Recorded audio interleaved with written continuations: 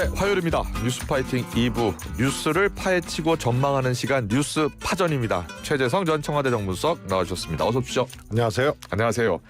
민주당 경선에서요. 이재명 전 대표 90% 안팎 정도의 지지율로 지금 1강도 최강 1강인 것 같아요. 어떻게 보고 계세요? 지난번 김두관 전 의원하고 네. 경쟁했던 당대표 선거하고 예. 거의 똑같은 아, 그래요? 양상이거든요. 득표율도 그렇고. 득표율도 비슷해요? 예. 그래서 지난번 공선법상의 이제 허위사실로 예. 이제 2심 항소심 무죄를 받았잖아요. 네, 네. 그게 이제 소위 이재명 서사가 거의 완성된 그래요. 그런 거죠. 그래서 엄청난 수사를 받고 예. 소위 이제 탄압을 받고 네. 그러면서 계엄 거치고 또 계엄 해제되고 탄핵 2심 무죄 이런 과정들이 이재명이라는 정치인의 서사를 예. 정점을 찍게 만든 그래요? 그런 예. 거고요. 그 네. 이후로 특별한 변수들이 일어날 수도 없고 발견도 되지 않은 거고요. 그래요. 그 과정에서 민주당 대통령 후보 경선이 치러지고 있는 거죠. 그렇군요. 네. 예. 그래서 특별한 변수가 없었다. 네. 그리고 앞으로도 잘 안 보인다. 그래요? 앞으로도 잘 안 보입니까? 이제 43일 남았잖아요. 민주당 경선만 잠깐 보면 이재명 후보가 충청권 그리고 영남권에서 90% 안팎 득표율을 달성했어요. 민주당 그리고 이재명 대표 입장에서 이 90% 득표율이 대선 본선에서는 어떻게 작용할 것 같습니까? 지금 이제 전체적인 양상을 보면 네. 국민의힘이 소위 말해서 이제 전체 국민의힘의 이제 지지가 네. 상승될 수 있는 모멘텀이 안 보이거든요. 네. 그러니까 파이의 크기로 얘기하면은 똑같은 그 크기의 파이가 지금 계속 유지되고 있는 거거든요. 그런데 이 파이가 작단 말이에요. 예, 예. 거기에 뭐 한덕수 이 지금 권한대행이 출마를 하니 많이 하는데 대행 그것도 그 변수? 파이에서 조금씩 이렇게 갈라먹은 거거든요. 그렇게 이해를 하는군요. 그래서 국민의힘이라는 이제 상대, 예. 민주당의 상대 쪽에 이 파이가 커지지도 않고 커질 수 있는 그런 모멘텀도 안 보이고. 그렇군요. 이러니까 소위 이재명 대표의 독주 이런 것들이 크게 흔들리거나 또 변화를 갖고 올 가능성들이 이것도 보여지지가 않아요. 그래요. 예. 지금 국민의힘에서는 이재명 대표 이 싹쓸이 독주 체제, 이 일당 독재라고 이제 비판하고 나섰어요. 국민의힘은 이제 이재명 전 대표의 독재 이렇게 비판을 하면서 견제에 나서는 거거든요. 어떻게 보시는 거예요? 그게 이제 이런 거예요. 예. 정치는 이제 상대적인 건데 스스로들이 국민들의 지지를 많이 받지를 못하고 있기 때문에 제가 이제 그 전에 얘기했거든요. 윤석열의 늪에 빠지면 안 되고 이재명의 늪에 빠지면 안 된다. 근데 윤석열의 늪에는 한번 빠졌거든요. 지금도 그 늪에서 못 나오고 있는 거예요. 그래요. 그 다음에 이재명의 늪에 빠지지 말라는 거는 대통령 선거라는 거는 전망적 투표라 그러잖아요. 그렇죠. 미래를 보고 투표한다고. 그래서 이 정권이 국민들한테 별로 인기가 없는데도 여당 후보가 정권 재창출에 성공한 경우들이 있죠. 이명박에서 박근혜, 김대중 대통령에서 노무현 대통령 이런 경우거든요. 그래서 이거는 전망적 투표. 이 대통령이 잘할 것 같다. 이런 것에 이제 다름 아니거든요. 그런데 이번 선거는 회고적 투표가 굉장히 강력하게 작동하고 있는 거예요. 그래요. 윤석열의 계엄이 있었거든요. 탄핵이 있었거든요. 그리고 그 전에 집권 초반부터 민심이 떠났거든요. 그래서 아주 강력하게 회계적 투표에 경향을 띌 수밖에 없는데 그렇군요. 그래서 이번 대선은 그것을 뛰어넘는 그 무엇이 국민의힘에서 보여져야 되는데 네네. 윤석열 대표에 빠졌거든요. 그러니까 계속 이재명 대표만 때릴 수밖에 없는 거예요. 그래서 아무리 회고적 투표라 하더라도 네. 근데 이 회고적 투표가 국민의힘에 유리하지 않은 거 아니에요. 지금. 예, 그렇죠. 그런데 이재명 대표만 때리면 전망 그럼 너네는 뭐냐? 예. 너네 건 뭐고 너네는 앞으로 어떻게 하겠다는 거냐? 예. 이런 이제 자기 얘기가 없는 거예요. 예. 그래서 회고적 투표가 강하게 작동하는 이번 대선에서도 네. 전망적 투표라는 대선 특유의 예. 아주 독특한 그런 성격을 국민의힘에서 그렇군요. 예. 부응하지 못한다. 그게 이재명의 늪이고요. 예. 그 결과가 지금 나타나고 있는 진행되고 거예요. 있는 거예요. 예. 뭐 보니까 어제 나온 여론조사를 보니까 이재명 후보가 차기 대선주자 적합도에서 50.2%를 기록한 조사가 나왔습니다. 리얼미터 에너지경제신문 조사였고요. 이게 50.2%를 기록했다는 게 과반을 넘어선 거거든요. 어떻게 보셨어요? 저는 이런 거였거든요. 적어도 이제 계엄 이후에 중도층, 중도층을 이렇게 보면 이제 답변 유벼층이나 중도층을 보면 흐름들이 국민의힘으로부터 더 멀어지는 그래요? 이런 것들이 쭉 왔어요. 예. 그러니까 뭐 단순 산술적으로 이재명 대표의 지지율이 40%인데 무응답이 30%다. 이게 이제 변수다. 예. 뭐 이렇게들 얘기하는데요. 있었죠. 그 소위 말해서 중도층이나 혹은 그동안 무응답층 이런 분들이 국민의힘이 아니라는 거예요. 예. 그래서 이 중도층이 이제 이 혹은 무응답층들이 이제 줄어들면서 결국은 이것이 반영된 거다. 그래서 이재명 대표나 민주당 쪽으로 과거의 무응답층도 이 줄어든 부분들이 국민의힘과 오히려 격차를 더 보이는 아주 이번에 특징적인 흐름이 계엄에 대한 거, 그 다음에 탄핵의 찬성이냐 반대에 대해서 중도층들이 굉장히 탄핵 찬성이 많고 계엄 반대 많고 그랬습니다. 그래서 전국 평균보다 중도층의 응답이 탄핵해야 돼. 이런 것이 많아왔거든요. 그래서 무응답층이 줄어들면 이게 국민의힘으로 가는 것이 아니고 이재명 대표 쪽으로 더 많이 이전되는 이런 것이 이제 발현되고 있는 거죠. 알겠습니다. 앞서 지금 한덕수 대행을 비롯해서 파이 이야기를 하셨잖아요. 국민의힘 주자들의 파이를 서로 나눠 먹는 형태다라는 말씀을 해주셨는데 그럼 이 파이를 더 키우려면 어떻게 윤석열 전 대통령과의 관계를 어떻게 해야 된다고 보시는 거예요? 그 지금 이제 어려워진 거죠. 어려워진 거예요. 왜냐하면 예를 들어서 뭐 손절을 한다고 손절의 효과가 있느냐? 손절을 해도 효과가 나타나지 않을 것이다. 그렇습니다. 왜냐하면 과거에 오류가 지금의 한계로 작용을 하는 거거든요. 그렇군요. 이 계엄 탄핵이라는 이 정말 전대미문의 상황에서 국민의힘이나 국민의힘 지금 후보들이 윤석열 대통령 문제를 가지고 보여줬던 모습 이것이 이제 과거의 오류라고 하면은 이게 지금 한계로 작동하는 거거든요. 그러니까 이게 뭐 10년 전 일이나 뭐 5년 전 일도 아니고요. 계속 이어지고 있는 거 아니에요? 그렇군요. 계엄 탄핵 지금 국민의힘 경선. 그래서 손절을 하더라도 효과가 없는 거예요.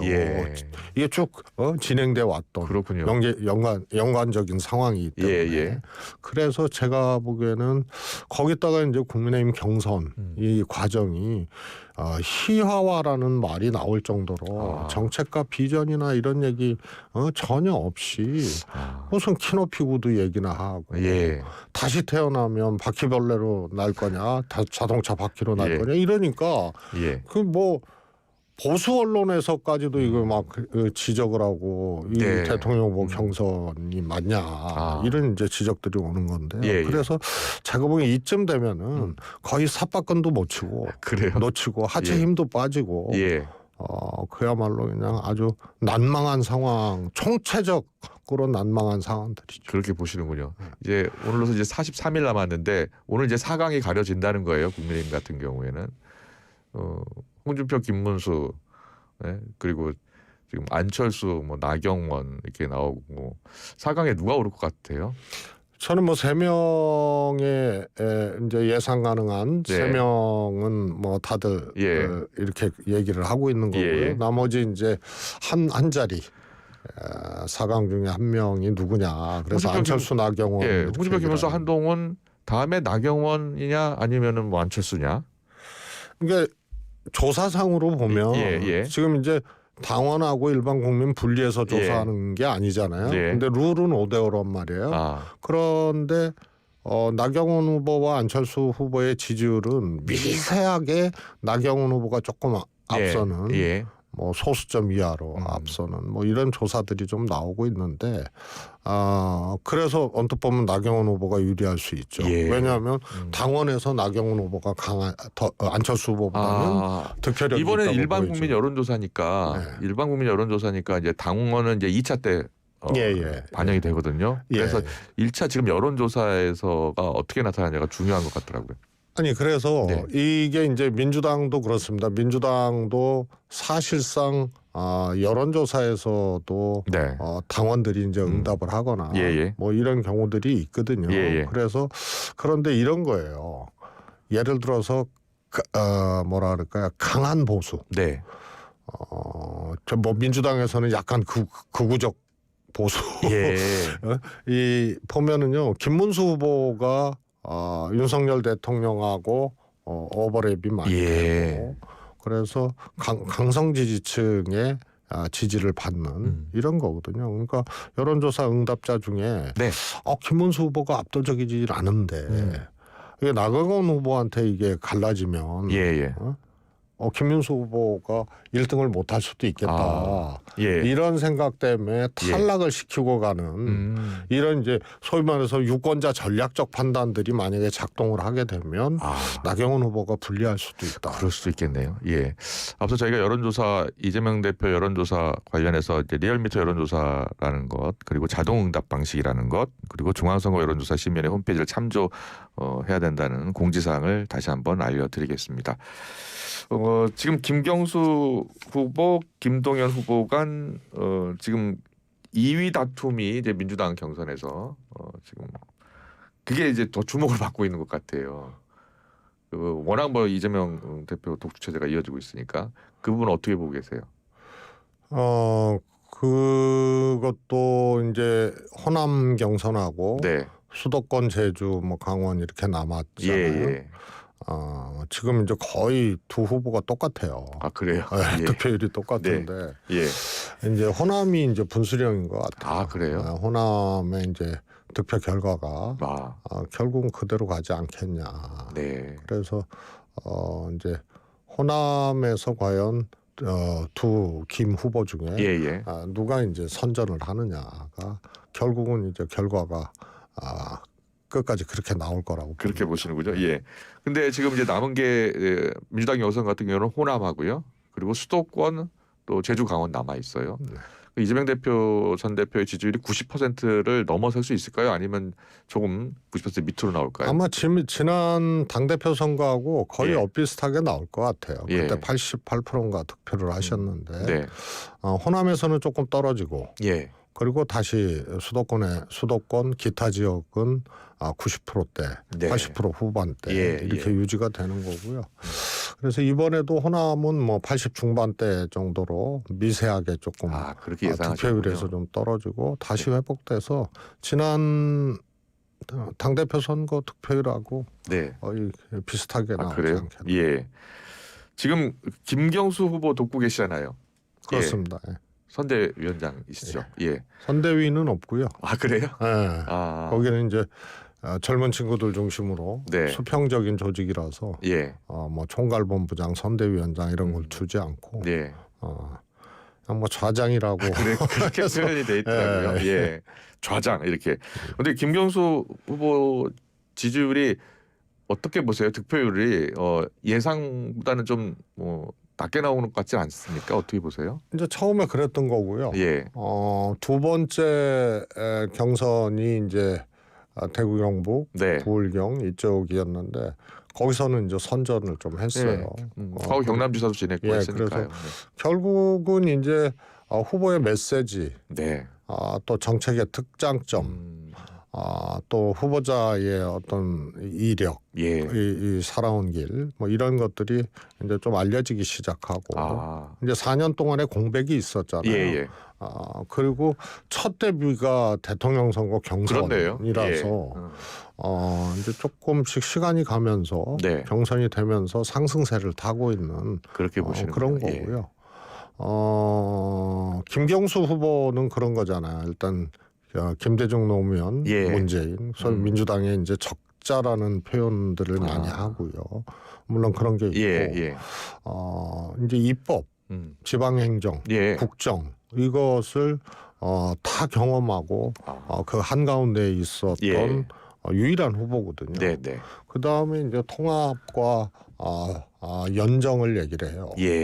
그래서 민주당이 집권을 하더라도 이 지난번 이제 문재인 정부 때 그때 이제 촛불 혁명으로 됐다는데 촛불 연대로 정부를 구성하지 못한 이런 것에 대해서 문 대통령도 그렇고 김경수 지사도 그렇고 굉장히 그 아쉬워하는.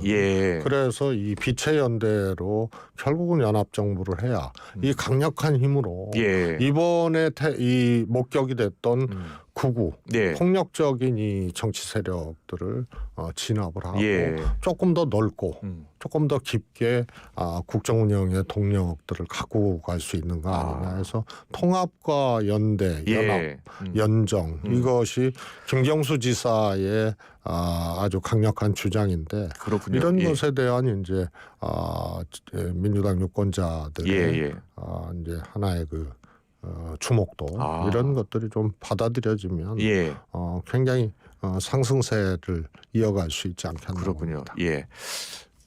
앞으로 김경수 전 지사가 이제 정치적 행보를 이번 이제 대선을 넘어서 또 추후에 이제 내년에 이제 지자체 선거도 있잖아요.